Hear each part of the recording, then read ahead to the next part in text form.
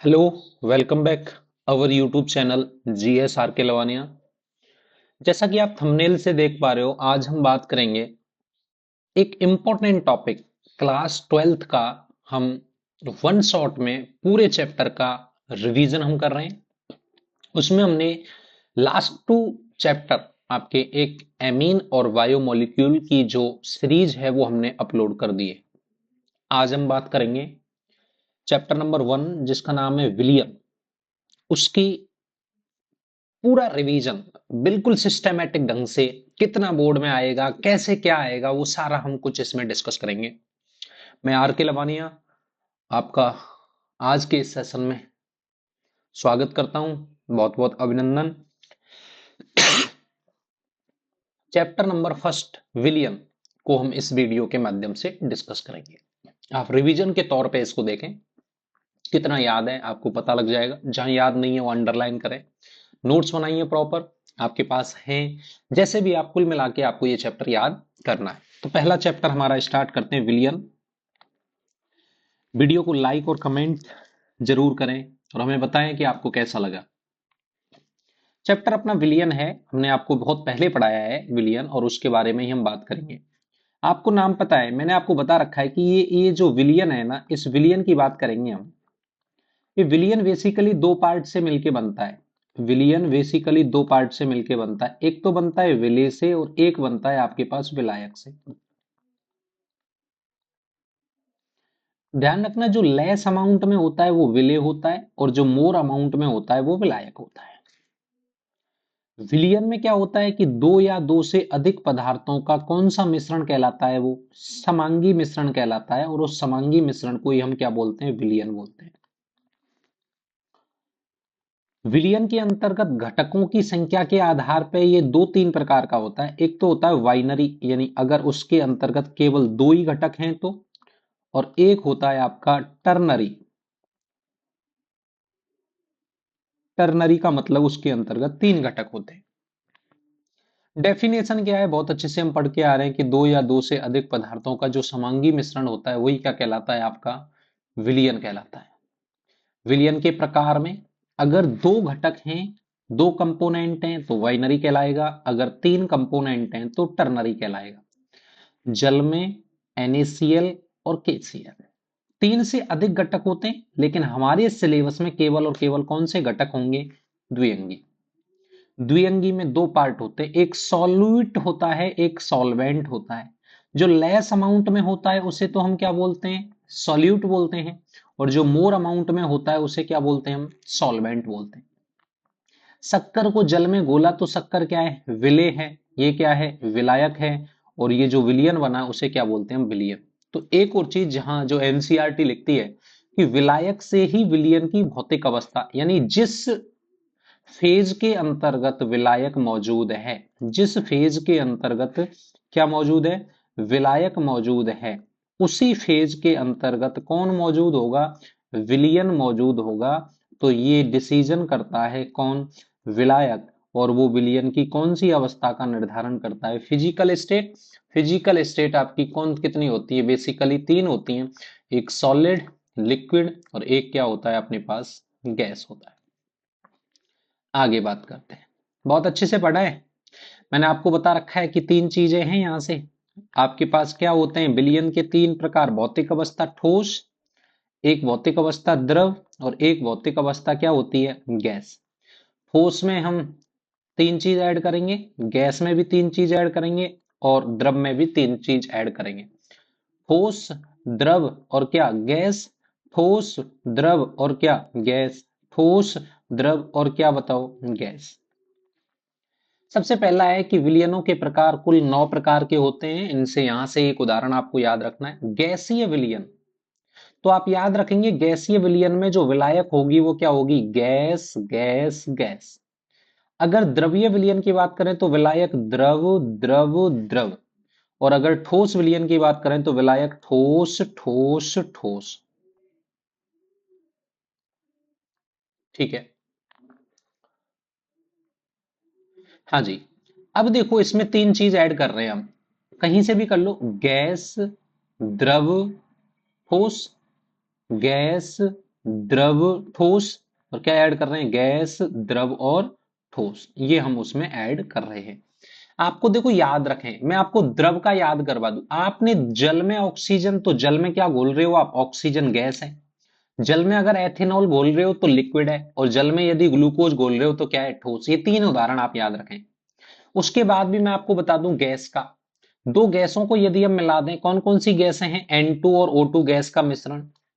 आपको पता है गैस में द्रव घोलना है, तो गैस क्या ले लें हम, नाइट्रोजन, और उसमें क्या ऐड कर दें, क्लोरोफॉर्म को मिश्रित किया जाए। और ध्यान रखना फिर भी हम क्या ले लें, गैस, और गैस के अंतर्गत सॉलिड जो पार्ट होगा वो क्या ले ले बेटा, कपूर, कैम्फर हम ले सकते हैं। देखो ये ठोस ठोस का है, तांबे का सोने में मिश्र धातु आप याद रखेंगे। बेसिकली आप याद रखते हो कि सोडियम अमलगम NaHG, तो Na क्या है, ठोस, अमलगम क्या है, द्रव है। आपको पता है ZnHG है ना। और एक कौन सी सतह, ठोस, पैलेडियम धातु ठोस है, और उस पर कौन सी गैस, हाइड्रोजन गैस आ जाती है, तो वो क्या हो जाता है, अधिशोषण हो जाता है।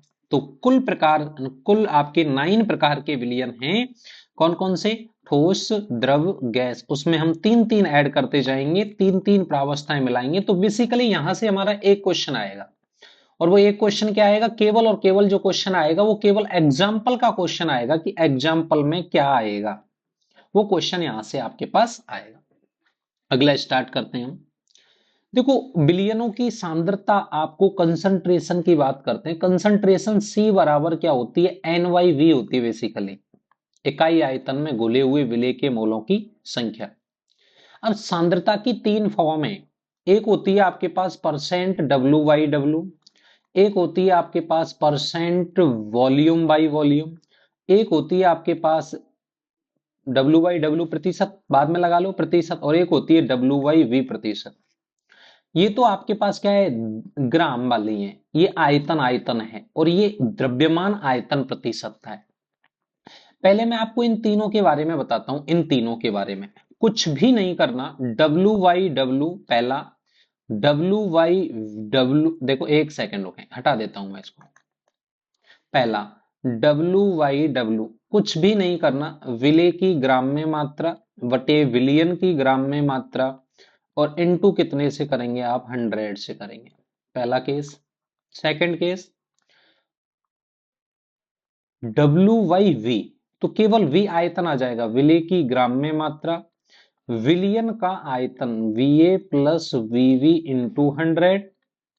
और जो तीसरा केस है वो है आपके पास वॉल्यूम बाई वॉल्यूम, तो वॉल्यूम बाई वॉल्यूम में VA divided by VA plus of VV into कितने से करेंगे आप, 100 से करेंगे। ये तीनों चीज आपके पास होनी चाहिए, ये ग्राम में होता है, ये ML में होता है। पार्ट्स पर मिलियन, मिलियन का मतलब क्या होता है, मिलियन का मतलब होता है 10⁶। आपसे अगर कोई पीपीएम में पूछे तो, पीपीएम में पूछे तो, पीपीएम का भी मैं आपको बता देता हूं, यहां से आपके पास ये सीधा आ जाएगा। यहां से तीन चीज में हम इसको लिख सकते हैं, एक तो ले सकते हैं आयतन की फॉर्म में, और एक लिख सकते हैं द्रव्यमान आयतन की फॉर्म में, और एक वाला क्या है, ये वाला, ठीक है ना।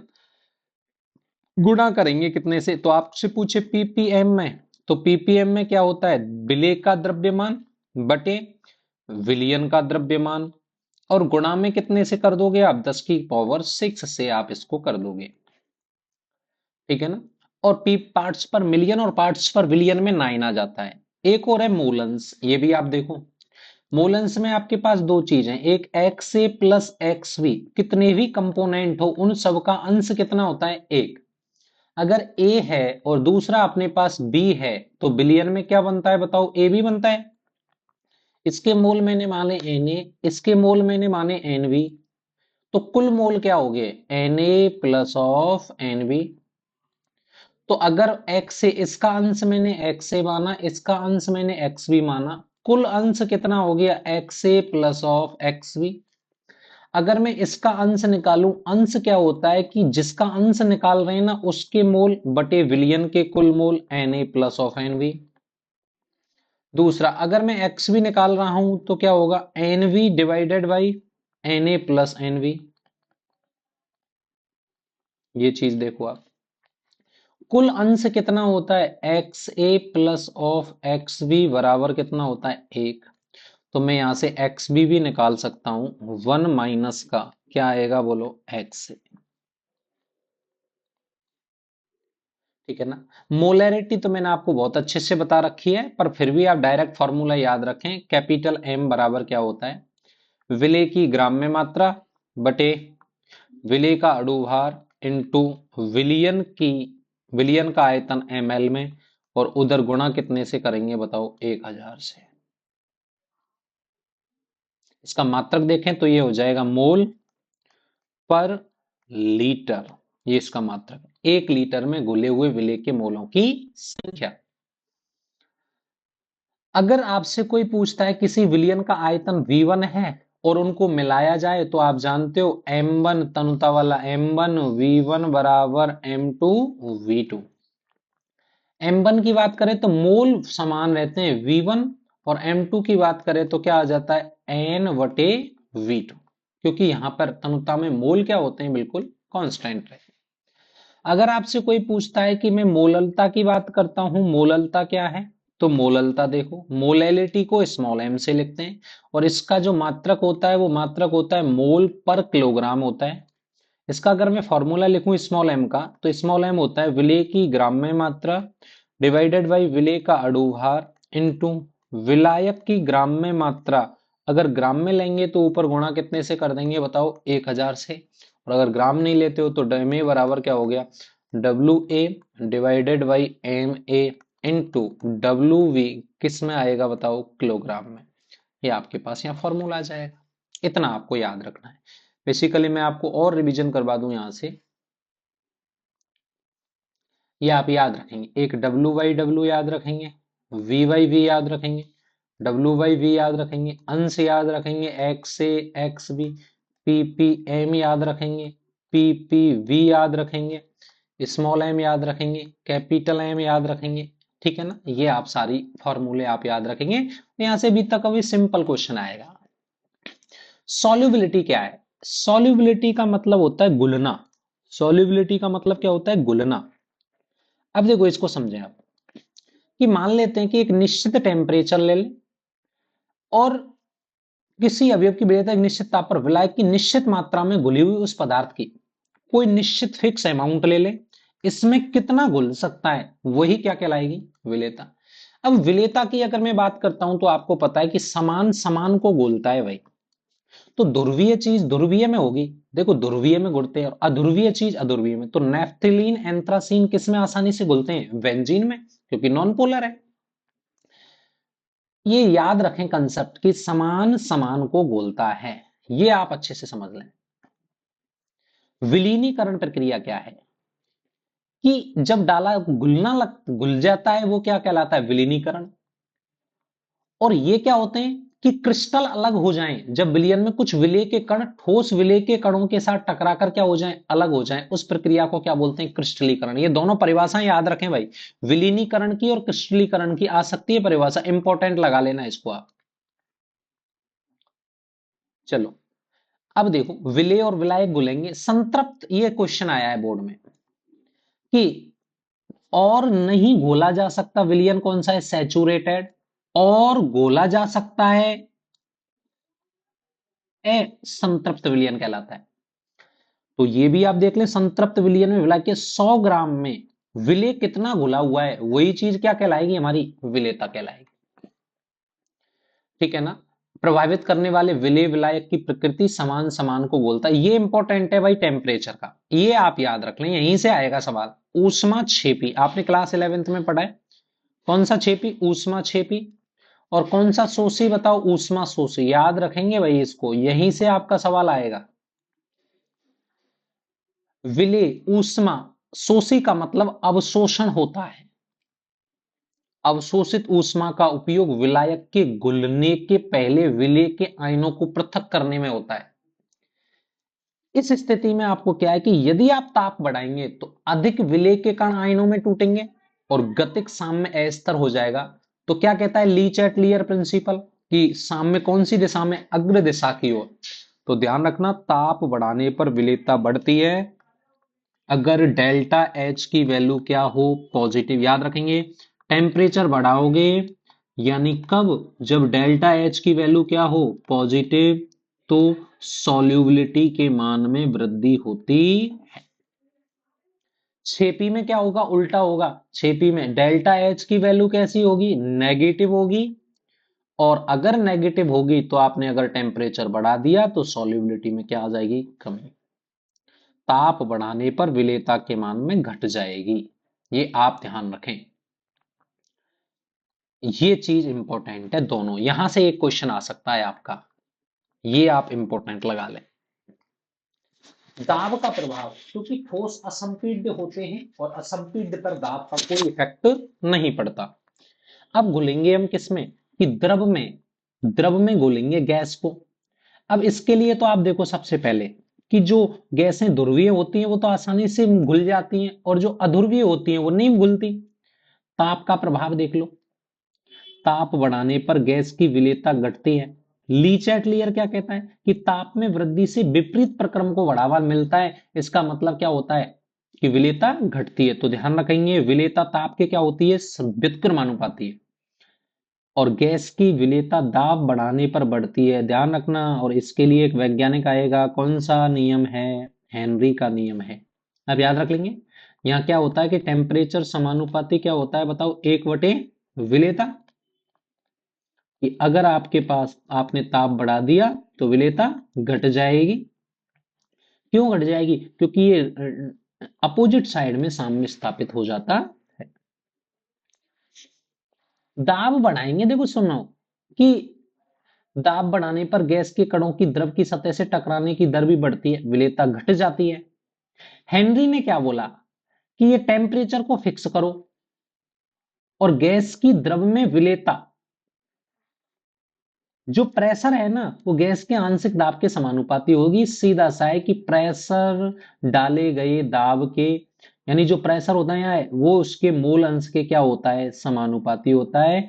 P बराबर एक स्थिरांक आएगा KH.x, तो P बराबर क्या हो जाएगा, यहां से KH.x हो जाएगा, और इसी को बोलते हैं कौन सा, हेनरी स्थिरांक, और इसका मान गैस की प्रकृति पर निर्भर करता है। आपने दाब प्रेशर बढ़ा दिया तो विलयन में विलेय के मोल अंश में भी क्या हो जाएगी, वृद्धि हो जाएगी। अगर मैं KH की वैल्यू निकालूंगा तो P/x से, अर्थात KH समानुपाती 1/x के, मोल अंश बढ़ेगा तो ये घटेगा, ये लाइन सीधी आएगी। ध्यान रखना KH का मान ज्यादा होगा, विलेयता कम होगी, बिल्कुल करेक्ट बात है।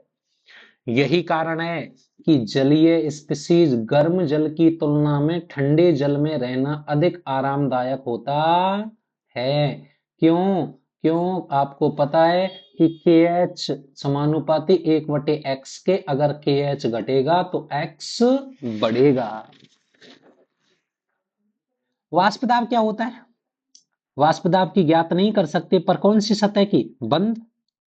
तो क्या होता है, बंद सतह पे क्या होता है, सतह पर उपस्थित द्रव के अणुओं की गतिज ऊर्जा ज्यादा होती है, आकर्षण बल उनके नीचे स्थित अणुओं पे लगने वाले आकर्षण बल से कम होता है। वाष्पन की इस घटना में शीतलन भी होता है, मतलब ऊपर वाला है ना वो तो ऊपर,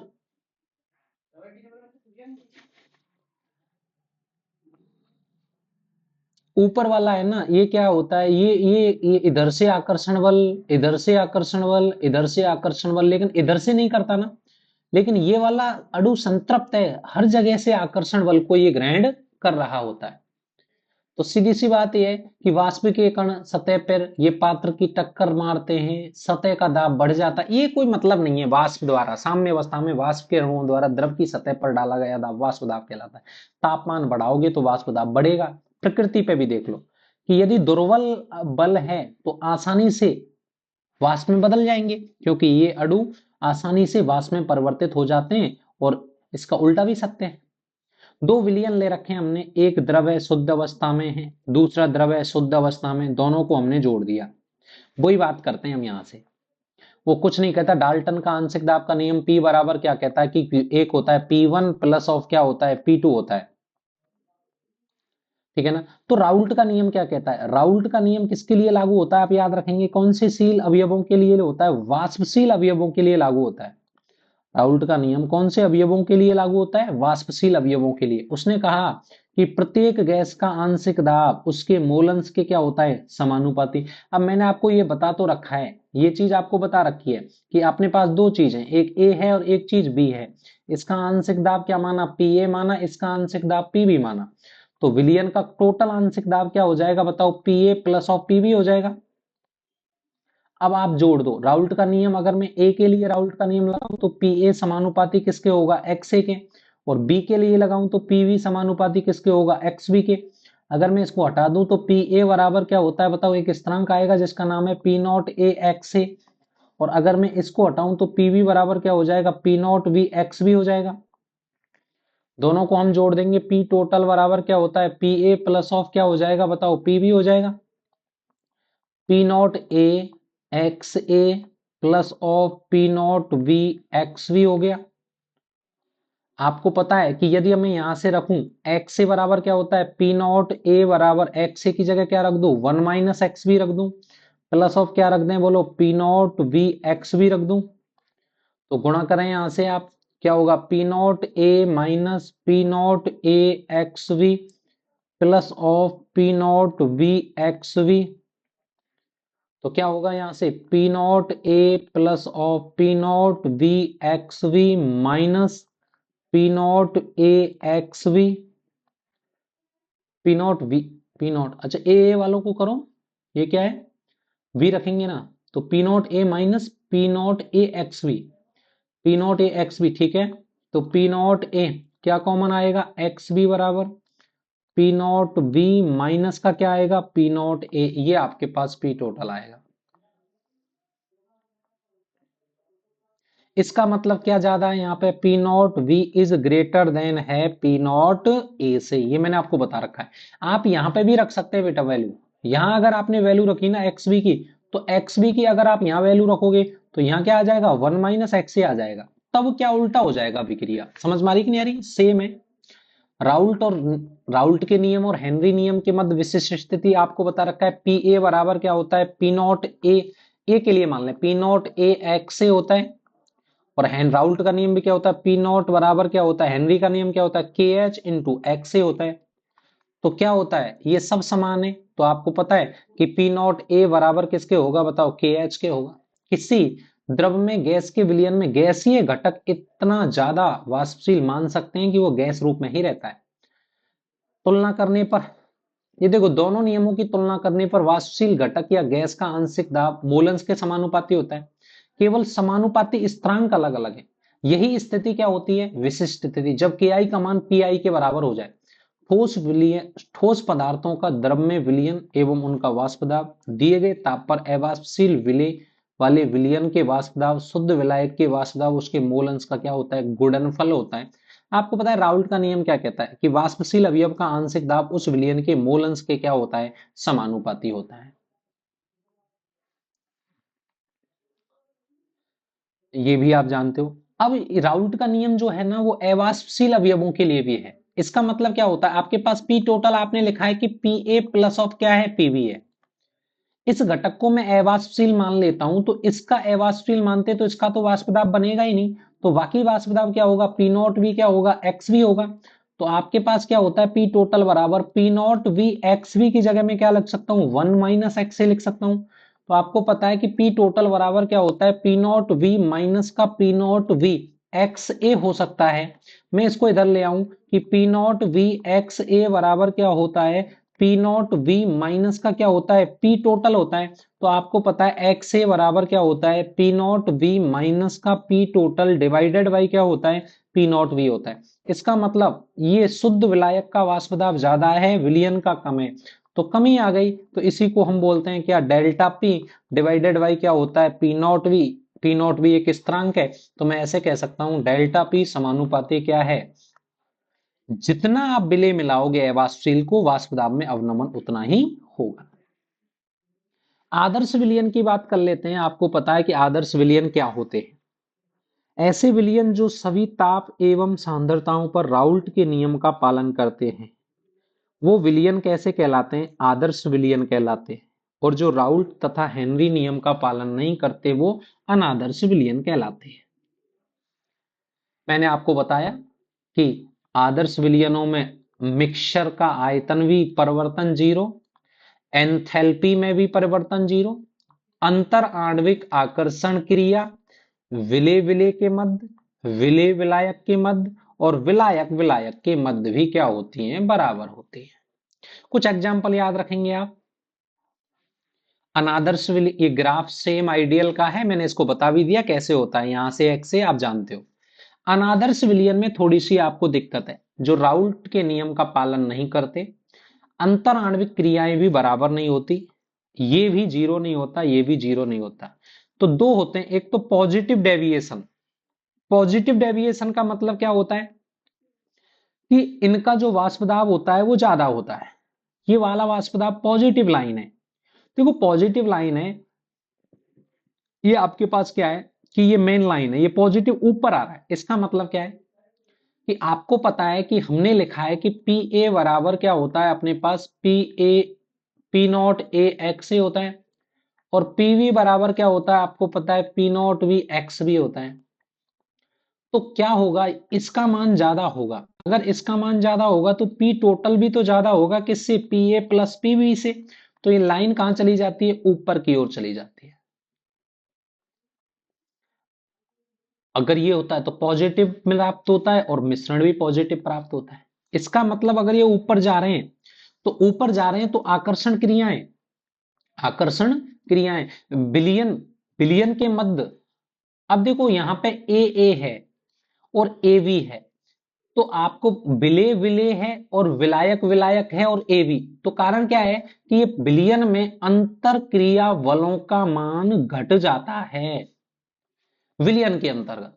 समझ में आ रही कि नहीं आ रही? अब ऋणात्मक से देखो, आपकी तुलना आपकी समझ में आ जाएगा, वहां सारा उल्टा हो जाएगा, यहां मुक्त हो जाएगी। इसमें क्या है कि विलियन में घटकों के बीच अंतः क्रिया बलों का मान बढ़ जाता है। अगर अंतः क्रिया बलों का मान घट जाएगा तो ये लाइन कहां आ जाएगी? नीचे आ जाएगी। तो क्लोरोफॉर्म और एसीटोन का उदाहरण इस बार आया है। तो क्लोरोफॉर्म और एसीटोन का उदाहरण इसलिए, इनका कि वाष्प दाब इनका क्या हो जाता है? कम हो जाता है। वाष्प दाब कम होने का मतलब क्या होता है कि इनके मध्य प्रबल अंतर आणविक आकर्षण बल मौजूद होते हैं। तो ये आप देख लेना कि क्या चीज है। तो आपको पता लग गया कि एक तो होते हैं पॉजिटिव डेविएशन वाले और एक होते हैं कौन से? नेगेटिव डेविएशन वाले। पॉजिटिव डेविएशन वाले होते हैं और एक नेगेटिव डेविएशन वाले, यानी धनात्मक विचलन वाले और ऋणात्मक विचलन वाले। तो इनके मध्य क्या होता है? विलयन के मध्य अंतर आणविक आकर्षण क्रियाएं घट जाती हैं और यहां विलयन के मध्य अंतर आणविक क्रियाएं बढ़ जाती हैं।